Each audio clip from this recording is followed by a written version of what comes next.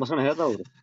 ನೋಡಿ, ನಾನು ಬಿದ್ದವ್ರನ್ನ ಎತ್ತಿಡಂತ, ಎತ್ತು ಅನಿಸ್ಕೊಂಡಂತ, ಮಗುವಿದ್ದಾಗ ಕರುವಾಗಿ, ವಯಸ್ಸು ಬಂದಾಗ ಹೋರೆಯಾಗಿ, ವಯಸ್ಸು ಮೀರಿದ ಬಸವಣ್ಣ ಆಗಿ, ಕೊನೆಗೆ ಎತ್ತಂತ ಅನಿಸ್ಕೊಂಡು ಬಿದ್ದವ್ರನ್ನ ಎತ್ತಿಡಂತ ಎತ್ತಿನ ಅಭಿಮಾನಿಯಾಗಿ, ಬಸವಣ್ಣನ ಅಭಿಮಾನಿಯಾಗಿ, ಹೋರಿ ಹಬ್ಬದ ಅಭಿಮಾನಿಯಾಗಿ ನಾನು ಒಂದು ಮಾತು ಹೇಳಿಕ್ ಇಷ್ಟಪಡ್ತೀನಿ.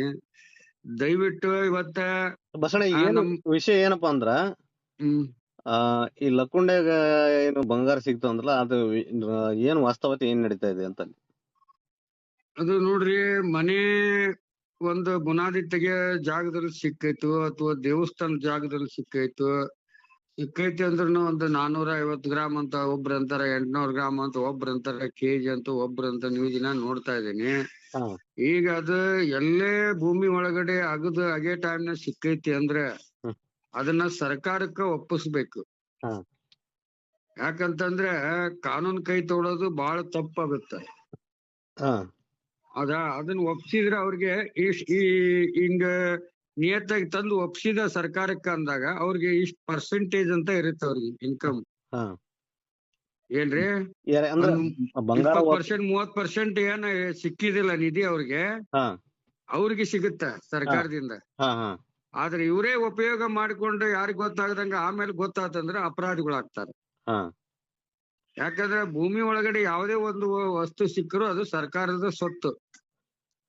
ಈಗ ಬಸವಣ್ಣ, ಅದು ಈ ಪುರಾತತ್ವ ಇಲಾಖೆಗೆ ಸಂಬಂಧಪಟ್ಟಿರ್ತಕ್ಕಂಥ ನಿಧಿಯಾಗಿ ಸಿಕ್ಕಿದ್ರೆ ಸರ್ಕಾರದ ಸೊತ್ತಾಗ್ಬೋದು, ಅಥವಾ ಹಿಂದ್ ಯಾರಾದ್ರೂ ನಿಮ್ಮಂತ ನಮ್ಮಂತ ಜನಸಾಮಾನ್ಯರು ಅಥವಾ ಅವರ ಪೂರ್ವಜರು ಅಥವಾ ರಾಜ್ಯ ಮುತ್ತಜ್ಜರು ಯಾರಾದ್ರೂ ಇಟ್ಟಿರ್ತಕ್ಕಂಥದ್ದು, ಅಥವಾ ಯಾವ್ದೋ ಆ ಗ್ರಾಮದವರೊಬ್ರು ಇಟ್ಟಿರ್ತಕ್ಕಂಥ ಸಿಕ್ಕ್ರ?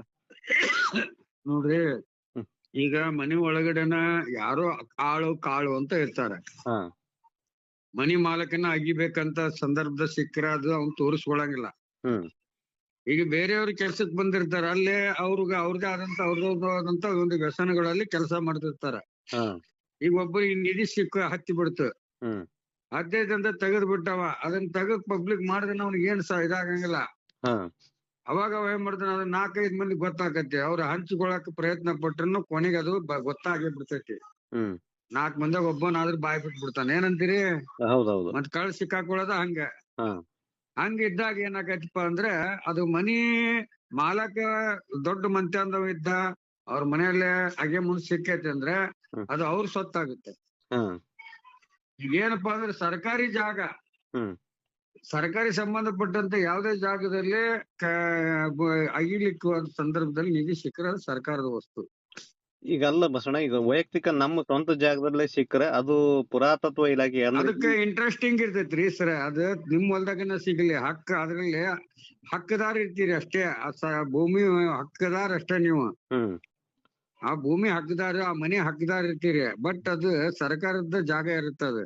ಅಂದ್ರೆ ಅದು ಅದೇನೇ ಲೋಹಗಳು ಸಿಕ್ಕರೆ ಅದು ಸರ್ಕಾರಕ್ಕೆ ಸಂಬಂಧ. ಹೌದೌದೌದೌದು. ಅಲ್ಲಿ ಏನಾದ್ರು ಸಿಕ್ಕ್ರೆ ಅದನ್ನ ಸರ್ಕಾರಕ್ಕೆ ಒಪ್ಸಿದ್ರೆ ಅವನಿಗೆ ಒಂದು ಬಹುಮಾನ ಅಂತ ಇರುತ್ತೆ.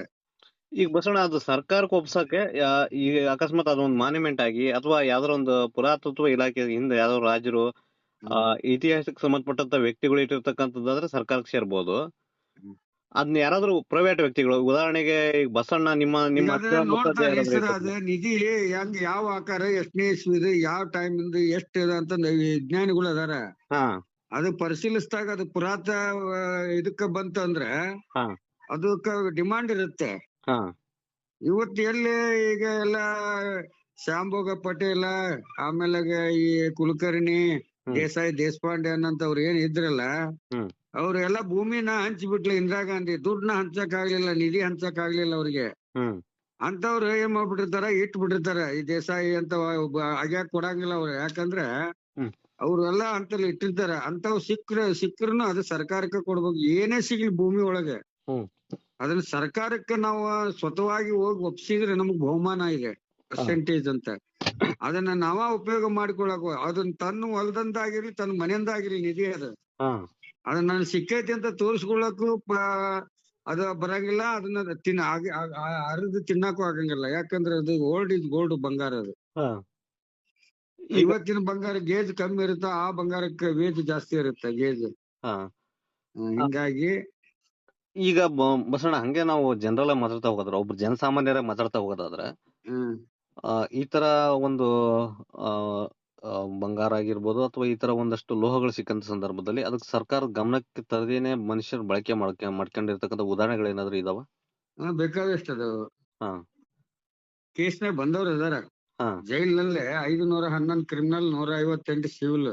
ಹಾ ಇದು ಜೈಲಲ್ಲಿ ನಾನು 33 ವರ್ಷ ಆಲ್ ಕರ್ನಾಟಕ 7 ಸೆಂಟ್ರಲ್ ಜೈಲಿನಲ್ಲಿ ಲೈಬ್ರರಿಯಲ್ಲಿ IPC CRPC ಆಕ್ಟ್ಗಳು ತಗೊಂಡು ಹ್ಮ್ ಯಾವ್ದು ಇವತ್ತ ನಾವು ದೇವ್ರನ್ನ ನಮ್ ತಂದೆ ತಾಯಿ ಜಾಗೃತಿ ಕೊಟ್ರೆ ದೇವ್ರ ಬಗ್ಗೆ, ತಂದೆ ತಾಯಿ ಅಕ್ಕ ಅಣ್ಣ ತಮ್ಮ ಅಣ್ಣ ಎಲ್ಲಾ ವಿಚಾರಗಳ ಬಗ್ಗೆ ತಂದೆ ತಾಯಿ ಅರಿವು ಕೊಟ್ಟಿರ್ತಾರ.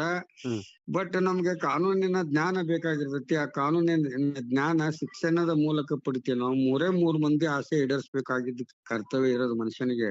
ಹ್ಮ್ ಏನು ಜನನಿ ಜನ್ಮ ಭೂಮಿಯನ್ನು ಈ ಹಿಂದುತ್ವದೊಳಗೆ ತಾಯಿ ಗರ್ಭದಿಂದ ಎದೆ ಹಾಲು ಕುಡ್ದು ಅಂಬಿಗಾಲೂರು ಎದ್ ನಿಂತ್ಕೊಂಡು ಕಣ್ಣು ಬಿಟ್ಟು ನಾವು ಅಂತ್ಯ ಎಲ್ಲಿದೆ ಅಲ್ಲಿವರೆಗೂ ನಾವು ನಡಿಬೇಕಾದ್ರೆ ಸಂವಿಧಾನ ಫಾಲೋವರ್ಸ್ ಆಗ್ಬೇಕು. ಹ್ಮ್ ಜೈಲಲ್ಲಿ ಇದ್ದಂತ ಸಂದರ್ಭದಲ್ಲಿ ಸಾಕಷ್ಟು ಥ್ರಿಲ್ಲಿಂಗ್ ಇರ್ತಕ್ಕಂಥ ಎಲಿಮೆಂಟ್ ಒಂದು ವಿಷಯ ಏನಾದ್ರು ಇತ್ತ? ನೋಡ್ರಿ ಈಗ ಅಂದ್ರೆ ಯಾವ ತರ ಅಂತಂದ್ರೆ ಬಸಣ್ಣ ಯಾವ ತರ ಇರ್ಬೇಕಂದ್ರೆ ಜೈಲಿಂದ ಎಸ್ಕೇಪ್ ಆಗೋಕೆ ಅಥವಾ ಜೈಲಿಗೆ ಯಾವ್ದಾದ್ರು ಒಂದು ಕಾಳ್ಮಾಲ್ ಸಾಗಾಟ ಮಾಡೋದಕ್ಕೆ ಅಥವಾ ಯಾವ್ದೇ ಕ್ಷೇತ್ರಕ್ಕೆ ಯಾವ ತರ ತಯಾರಿ ನಡ್ಕೊಂತ ಇದ್ರು ಒಳ್ಳೆ ಥ್ರಿಲ್ಲಿಂಗ್ ಆಗಿರ್ಬೇಕು ಅಂತ ನಂದೇ ಕೇಳ್ರಿ. ಒಂದ್ಸಲ 2 ಮಂದಿ ಕೈದಿಗಳು ಬಂದ್ರು ನನ್ನ ಹತ್ರ. ಜೈಲ್ನಾಗ ನಾನೇ ಆರೋಪಿ ಆಗಿ ಬಳ್ಳಾರಿ ಜೈಲ್ನಾಗ ಹೋದೆ. 2 ಮಂದಿ ಆರೋಪಿಗಳು ಬಂದ್ರು. ಒಬ್ಬನು ಚಿತ್ರದುರ್ಗ ಜಿಲ್ಲಾ ನ್ಯಾಯಾಲಯದಲ್ಲಿ ಜೀವಾವಧಿ ಶಿಕ್ಷೆಗೊಳಪಟ್ಟವನು, ಇನ್ನೊಬ್ಬನು ಹುಬ್ಬಳ್ಳಿ ನ್ಯಾಯಾಲಯದಲ್ಲಿ ಶಿಕ್ಷೆಗೊಳಪಟ್ಟವನು. ಅವ್ರಿಬ್ರು ಬಳ್ಳಾರಿ ಜಿಲ್ಲೆಗೆ ಇದ್ರು. ಅಲ್ಲಿ ಒಂದು 400 ಜನ ಕೈದಿಗಳು. ಅಲ್ಲಿ ಇವ್ರದ್ದೇನ್ ಬಂದ್ರ ಆಫೀಸ್ ವರ್ಕ್. ಯಾರೇ ಇವ್ರಿಬ್ರು ಕೈದಿಗಳದು. ಜೈಲ್ನಾಗ ಏನೋ ಸರ್ಚ್ ಮಾಡಿದ್ರೆ ಇವ್ರ ಕೈಯಾಗ ಹೋಗೋದು.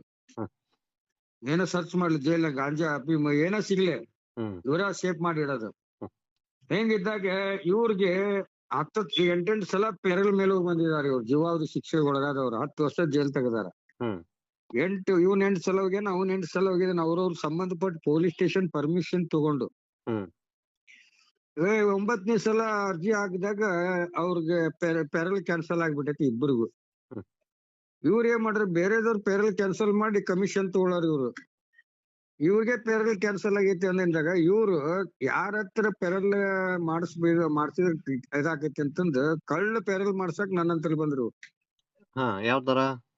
ಯಾವ ತರಪ್ಪ ಅಂತಂದ್ರೆ, ಬಸಣ್ಣ ನೀನು 106 ಕೋರ್ಟ್ ಅದಾವು, ಮತ್ತ ನಮ್ಗೆ ಸಹಾಯ ಮಾಡ್ಬೇಕು. ನಮ್ 3 ಸ್ಟೇಷನ್ ಇಂದ ನನಗೆ ಪೆರಲ್ ಸಕ್ಸಸ್ ಆಗಿಲ್ಲ. 3 ತಿಂಗಳದ್ದು ಆಗ್ಲಿ 14 ದಿನದ್ದಾಗ್ಲಿ.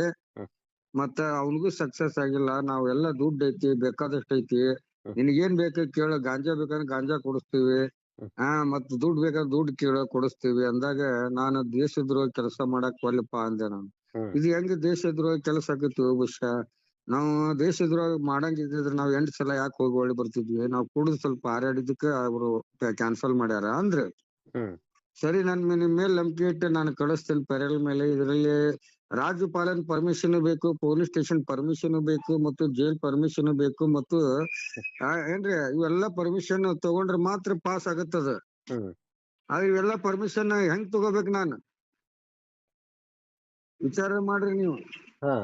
ಆದ್ರ ಅವ್ರಿಗೆ ಏನ್ ಮಾಡಿದೆ ನಾನು, ಸರಿ ಅಂದೆ. ಆಗ ಒಂದ್ 10,000 ರೂಪಾಯಿ ದುಡ್ಡು ಕೊಟ್ರು ಅವ್ರು ನನ್ ಜೈಲ್ನಾಗ. ಅದನ್ನ ನಾನು 1,000 ಇಟ್ಕೊಂಡು 9,000 ನನ್ನ ಹೆಂಡತಿ ಮಕ್ಕಳಿಗೆ ಪೋಸ್ಟ್ ಕಳಿಸ್ಕೊಟ್ಟೆ ಅವ್ರಿಗೆ. ಏನ್ರಿ ಮುಟ್ಸಿದೆ ದುಡ್ಡು. ಕೋರ್ಟ್ಗೆ ಹೋದಾಗ ಕೊಟ್ಟು ಕಳ್ಸಿದೆ. ಅಲ್ಲಿಗೆ ಅವ್ರ ಕೆಲ್ಸ ಮಾಡ್ಬೇಕಾಗಿತ್ತು. ಬ್ಯಾಡಗಿ ಕೋರ್ಟ್ ಇತ್ತು ನಂದು. ಒಂದ್ ಅರ್ಜಿ ಬರೀರಿ ಅಂದೆ. ಏನಂತ ಅರ್ಜಿ ಬರ್ಸಿದೆ, ಹಿಂಗೆ ನಾವು ಮೊಟೆಬೆನ್ನೂರವ್ರು, ಬ್ಯಾಡಗಿ ತಾಲೂಕಿನವ್ರು, ನಮ್ಮ ಅಕ್ಕನ ಮಗನಿಗೆ ಹಾರ್ಟ್ ಆಗಿದೆ. ಆ ಹಾರ್ಟ್ ಆಪರೇಷನ್ ಮಾಡ್ಲಿಕ್ಕೆ ಇಮಿಡಿಯೇಟ್ಲಿ ನಮ್ ಸಹಾಯ ಬೇಕು. ನಮ್ ಸಹಾಯ ಇಲ್ಲ ಅಂದ್ರ ಮಗು ಜೀವ ಅಪಾಯ ಇದೆ. ಅದಕ್ಕೆ ನಾವು ಈಗಾಗಲೇ 8 ಸಲ ಪೆರಲ್ ಮೇಲೆ ಹೋಗಿದೀವಿ. ನಮ್ಗೆ ಇಮಿಡಿಯೇಟ್ಲಿ ಪೆರಲ್ ಕೊಡಿ 14 ದಿನ ಅಂತಂದು ಇವ್ರು ಏನ್ ಮಾಡಿದ್ರು, ಒಂದ್ ಅರ್ಜಿ ಬರೆದ್ರು. ಆ ಅರ್ಜಿನ ತಗೊಂಡ ನಾನ್ ಏನ್ ಮಾಡಿದೆ, ಒಂದು ಕವರ್ನ ಹಾಕೊಟ್ರೆ ಆ ಕವರ್ ತಗೊಂಡು ಸೀದಾ ನೈಟ್ ಕೋರ್ಟಿಗೆ ಹೊಂಟೆ ನಾನು. ಹೊಂಟಿಂದ ಸೀದಾ police station, Byadgi police station ಹೋದೆ. ಅವ್ರು ಪೊಲೀಸ್ನವ್ರು ಬಸಣ್ಣ ಮುಖ ತಕೊಂಡ್ ನಾವು ನಾಷ್ಟ ಮಾಡಿಕೊಂಡು ಬೆಳಿಗ್ ಬರ್ತೀವಪ್ಪ, ನೀ ಆರಾಮ್ ಸ್ಟೇಷನ್ ಇರ ಅಂದ್ರ. ಅಲ್ಲಿ ಸ್ಟೇಷನ್ ಒಬ್ನೇ ಮಕ್ಕೊಂಡ್ರವ. ಅವನೇನಂದ, ಬಸಣ್ಣ ನೀ ಆರಾಮ್ ಇರಪ್ಪ, ನಾವ್ ಮಕ್ಕೋತೀವಿ ನೋಡ ಅಂದ. ಜಾಲರಿ ಹಾಕಿದ್ದ ದೊಡ್ಡ ಗೇಟ್ ಬಾಕ್ಲ. ಹಾಕಿ ತಾನು ಆರಾಮ್ ಟೇಬಲ್ ಮೇಲೆ ಮಲ್ಕೊಂಡಿದ್ದ. ನನಗೂ ಮಕ್ಕೊಂಡಂಗ್ ಮಾಡಿದೆ. ಸಿಗರೇಟ್ ಸೇದಿದೆ. ನನಗ್ ತಲೆ ಕೆಡ್ತು. ಇವನು ಕೆಲಸ ಮಾಡ್ಬೇಕು ತಡಿ ಇಲ್ಲ ಅಂದವನ ಹೋಗಿ CPI ರೂಮ್ ತೆಗೆದೆ. ಅಲ್ಲಿ ಸೀಲ್ ನೋಡಿದೆ. CPI ಸೀಲ್ ಇತ್ತು. ಆ ಪೇಪರ್ ಮೇಲೆ ಒತ್ತಿದೆ. ಒತ್ತಿ ಏನ್ ಮಾಡಿದೆ ಅಲ್ಲಿಂದ ತಗೊಂಡು ಸೀದಾ ಕೋರ್ಟಿಗೆ ಬಂದೆ. ನನ್ ಕೇಸ್ ಫೈಲ್ನಾಗ ಯಾರ್ದು ಸೀಲ್ದೇನು ಇದು ಇತ್ತಲ್ಲ ಸಹಿ, ಅದಕ್ಕೆ ಆಫೀಸರ್ದು ಅವನು ನನ್ ಚಾರ್ಜ್ ಶೀಟ್ ಸಹಿ ಇತ್ತು. ಆ ಸಹಿ ತರನ ನಾನು ಅದನ್ನ ಸಹಿ ಮಾಡಿದೆ. ಮಾಡಿ ಅದನ್ನ ನಾನು ಅಲ್ಲೇ ಬೆಳಗಿಂದ ಪೋಸ್ಟ್ ಮಾಡಿ ಕೋರ್ಟ್ ಮುಗಿಸ್ಕೊಂಡು ನಾನು ಊರಿಗೆ ಜೈಲಿಗೆ ಬಂದೆ. ಅವಾಗ ಅವ್ರು ಕೇಳಿದ್ರು, ಏನ್ಪಾ ಆಗೇತ್ ನಿಮ್ದು ಪಾಸ್, ಪೋಸ್ಟ್ ಬರ್ತೈತಿ ನೀವ ತಗೊಳ್ರಿ ಅಂತ. ಅಲ್ಲೇ ಕೈದಿಗಳ ತಗೊಂತಾರ ಪೋಸ್ಟ್ ಬಂದ್ರೆ. ಅವ್ರು ತನಗ್ ಬೇಕಾಗಿದ್ದು ಕೊಡ್ತಾರ ಅವ್ರಿಗೆ, ಉಳಿದಿದ್ದ ಅಲ್ಲಿ ಅವ್ರ ಕಡೆಯಿಂದ ಸಹಿ ಮಾಡಿಸ್ಕೊಂಡು ಗೇಟ್ ನಿಂದ ಒಂದ್ ಸೀಲ್ ಒತ್ತಿಸ್ಕೊಂಡು ಅವ್ರು ಸಹಿ ಮಾಡಿ ಎಲ್ಲ ಪಾಸ್ ಮಾಡೋದು ಬಾಳ ಇವೆಲ್ಲ ಪೋರ್ಟಂಟಿ ಬಾಳ ನಡೀತಾವ.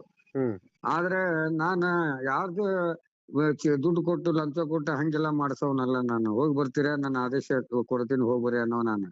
ಹಂಗ ಅವ್ರಿಗೆ ಏನ್ ಮಾಡ್ಬಿಟ್ಟೆ, ಅಲ್ಲಿ ಪಾಸ್ ಆತು. ಪಾಸ್ ಆಗಿಂದ ಕಡ್ಲೆ ಸೂಪರ್ಡೆಂಟ್ ಮತ್ತು ಹುಲ್ಲೂರ್ ಸೂಪರ್ಡೆಂಟ್ ಅಂತ ಇದ್ರು. ಅವರು ರಿಟೈರ್ಡ್ ಆಗ್ಯಾತ 9ನೇ ತಿಂಗಳು 98ನೇ ಇಸ್ವಿಯಾಗ. ಅದು 12ನೇ ತಿಂಗಳು 30ನೇ ತಿಂಗಳು ಐತಿ. 30ನೇ ತಾರೀಕು ಐತಿ. 12ನೇ ತಿಂಗಳು ಏನ್ರಿ, ಅವಾಗ ರಿಟೈರ್ಡ್ ಇತ್ತು. ಆ ಟೈಮ್ನಾಗ ಅದು ಪಾಸ್ ಮಾಡಿ ಕೊಟ್ಟಿದ್ದೆ ನಾನು. ಅವಾಗ ಅವ್ರಿಗೆ ಏನ್ ಬಂತು, ಜೈಲಿಂದ 14 ದಿವಸ ಪೆರಲ್ ಬಂತು ಅಂತ. ಅವ್ರ ಏನ್ ಮಾಡಿದ್ರು, ಇನ್ನೊಬ್ಬ ಬಂದು ನನಗೆ ಎಡ್ಬಿಟ್ಟಿ ಮಕ್ಳು ಇಬ್ರು ನನ್ ಪೆರಲ್ ಕ್ಯಾನ್ಸಲ್ ಮಾಡ್ಸಾರ ಬಸಣ್ಣ ಅಂತ ಇನ್ನೊಬ್ಬನು ಬಂದ್ ನನಗ್ ಹೇಳಿದ ಜೈಲ್ನಾಗ. ಅವಾಗ ಅವ್ರ ಪೆರಲ್ ಪಾಸ್ ಆಗೈತಲ್ಲೋ ಬಸಣ್ಣ ಅಂದ. ಅದನ್ನ ನಾನಾ ಮಾಡ್ಸೇನ್ ಬಿಡೋ ಮರೆ ಅಂದೆ. ಅಯ್ಯೋ ಅದು ಹೆಂಗಾಗೈತೆ ಅಂತ ಹೋಗಿ ನೋಡಿದಾನ. ಇವ್ರು ಬೇರೆ ಬೇರೆ ಊರವರು ಒಂದೇ ಊರು ತಾಲೂಕಿನವ್ರ ಅಂತಂದು ಇವ್ರು ಪೆರಲ್ ಮಾಡಿಸಿ ಆದೇಶ ಮಾಡಿಸ್ಕೊಂಡ್ ಬಂದಾರಲ್ಲ ಅಂತಂದ್ ಅದ ಏನಾಗ್ಬಿಡ್ತು. ಇವ್ರ ಹೋಗಿ ಬಂದು ಸುಮ್ಮನೆ ಬಂದು ಇರ್ಬೇಕಿಲ್ಲ. ಅಲ್ಲಿ ಹೋಗಿ ಬರೋ ಮುಂದೆ ಕುಡಿದು ಆಕ್ಸಿಡೆಂಟ್ ಮಾಡ್ಕೊಂಡ್ ಮೂಗು ಮಕ್ಕ ಎಲ್ಲ ಹರ್ಕೊಂಡ್ ಬಂದ್ರು. ಒಟ್ಟ ಜೈಲಿಗೆ ಬಂದ್ ಸೇರಿದ್ರು. ಅವಾಗ ಈ ವಿಚಾರ ಇವ್ರು ಜೈಲಿಗೆ ಬಂದಿದಾರ ಅನ್ನಂಗ್ ಒಂದ್ ಲೆಟರ್ ಹೋಗ್ಬೇಕಲ್ಲ ಸ್ಟೇಷನ್ಗೆ. ಬ್ಯಾಡಗಿ ಪೊಲೀಸ್ ಸ್ಟೇಷನ್ ಜೈಲಿಂದ ಒಂದು ಹೋತು. ನಿಮ್ಗೆ ಏನ್ 2 ಮಂದಿ ಆರೋಪಿನ ನೀವು ಕಳಿಸ್ಕೊಡಿ ಅಂದಿದ್ರೆ ನಾವ್ ಕಳಿಸ್ಕೊಟ್ಟಿದೀವಿ. ಈಗ ನೀವ್ ಅಲ್ಲ 14 ದಿವಸ ಇಟ್ಕೊಂಡು ಅವ್ರು ರಿಪೀಟ್ ನಮ್ ಜೈಲಿಗೆ ಬಂದಿದಾರ, ನಮ್ಗೆ ಹಾಜರಾಗಿದಾರ. ಅದು ಹಾಜರಾಗಿದ್ ಬಗ್ಗೆ ನಿಮ್ ಮಾಹಿತಿ ಅಂತಂದು ಒಂದ್ ಲೆಟರ್ ಕಳ್ಸ್ಯಾರ ಅಲ್ಲಿಗೆ. ಅದು CPI ಹೋಗಿ ಸಿಕ್ಬಿಡೈತಿ. ಅವ ಏನ್ ಮಾಡ್ಯಾನ, ಇವನು ನೋಡ ಈ ಯಾ ಕೈದಿಗಳು ನಾ ಎಲ್ಲಿ ಸಹಿ ಮಾಡೀನಿ, ಯಾವಾಗ ಬಿಟ್ರೆ ಇವ್ರು ಯಾವಾಗ ಬಂದ ಅಂತ ಅವ್ನ್ ತನಿಖೆಗೆ ನಿಂತು ಬಿಟ್ಟವ. ಅವಾಗ ತನಿಖೆ ನಿಂತಾಗ ಅದು ಹಂಗೆ ಬಳ್ಳಾರಿ ಫೋನ್ ಮಾಡಿದ್ರು, ಹಿಂಗೆ ಆಗೈತ್ರಿ, ಹೌದು ಬಂದಿದ್ದಾರೆ ಅಂತ ಎಲ್ಲ ನೋಡಿದ್ರು. ಅವ್ರು ಜೀಪ್ ತಗೊಂಡ ಬಂದ್ರು. ಅವಾಗ ಯಾವಾಗ ಆಗಿದ್ದು ತಾರೀಖ್ ನೋಡಿದ್ರೆ ತಾರೀಕಿನ ದಿವಸ ಬ್ಯಾಡಗಿ ಕೋರ್ಟಿಗೆ ಯಾರು ಬಂದಿದ್ರು, ಸಿಗ್ಲಿ ಬಸ್ ಕರೆದ್ರು. ಏನ್ ಬಸ್ಯ ನೀನ್ ದೇಶದ್ರೋಹ ಕೆಲಸ ಮಾಡಿದಿಲ್ಲೋ ಅಂದ. ನೋಡ್ಪ ಸಮಯ ತಕ್ಕಂಗ ಬದುಕು ಅನ್ನೋದೈತಿ. ನಾನ್ ಬದುಕಿದ್ರೆ ಸತ್ಯ ಹೇಳಂತವನದೀನಿ. ಆದ್ರೆ ಜೀವನ ಐತಿ, ಜೀವನ ಉಳಿಸ್ಕೋಬೇಕಾದಾಗ ನಾನು ಒಂದ್ ಸುಳ್ಳು ಹೇಳಲೇಬೇಕು. ಆದ್ರೆ ನಾನೇನ್ ಅವ್ರನ್ನೇನ್ ದೇಶದ್ರೋಹಿ ಅಂತ ನಾನೇನ್ ಅವ್ರಿಗೆ ಇದು ಮಾಡಿಲ್ಲ. ಈಗೇನ ಅಂದೆ, ಎಲ್ಲೋ ನೀನ್ ಕೋರ್ಟಿಗೆ ಬಂದು ಈ ತರ ಪೊಲೀಸ್ ಸ್ಟೇಷನ್ ಸೀಲ್ ತಗೊಂಡು ಒತ್ತಿ ನಂತರನ ಸಹಿ ಮಾಡಿ ನೀನ್ ಈ ತರ ಕೈದಿಗಳನ್ನ ಬಿಡುಗಡೆ ಮಾಡಿಸಿಲ್ಲ, ನಿಮ್ಮಲ್ಲಿ ಕೇಸ್ ಹಾಕೇನು ಅಂದವ. ಅದಕ್ ನಾ ಹೇಳ್ದೆ, ನೀ ಇನ್ನೂ ಬಾಳು ನೀರ್ ಕುಡ್ದಿಲ್ಲ, ನಿನಗ ಅನುಭವನೂ ಇಲ್ಲ. ನನ್ ಮೇಲೆ ಏನ್ ಲೋಡ ಕೇಸ್ ಹಾಕ್ತಿದಿ. ನಾನು ಒಬ್ಬ JC ಇದ್ದಂತವನು ಬಳ್ಳಾರಿ ಜೈಲ್ನಾಗಿಂದ ನೀನ್ ಕೋರ್ಟಿಗೆ ಅಷ್ಟೇ ಬರ್ಬೇಕು, ನಾನು ಹಾಜರ ಪಡಿಸ್ಕೋಬೇಕು ನೀನ್. ಅಂತದ್ರಲ್ಲಿ ನನಗೆ ಹಾವೇರಿ ಜೈಲ್ ಇದೆ.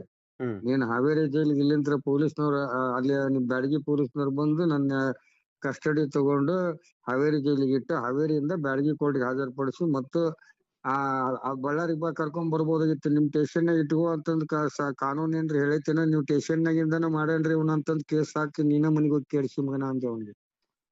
ಬಸಣ್ಣ, ಈಗ ಒಂದಷ್ಟು ಪ್ರಶ್ನೆ ಕಾಡ್ತಾ ಬಂದವ ನನ್ನ.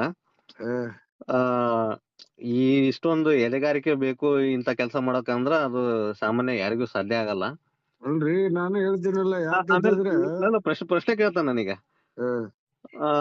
ಇದು ಪ್ರೆಸೆಂಟ್ ಆಗಿ ಏನಾದ್ರು ನಿಮ್ ಮೇಲೆ ಕೇಸ್ ಮಾಡಕ್ಕಾಗತ್ತಾ, ಈ ತರ ಒಪ್ಕೊಂಡ ಬಸಣ್ಣ ಅವಾಗ ಮಾಡಿದ್ದು ಅಂತಂದು? ನೋಡ್ರಿ ಒಂದ್ ಮಾತ್ ಹೇಳ,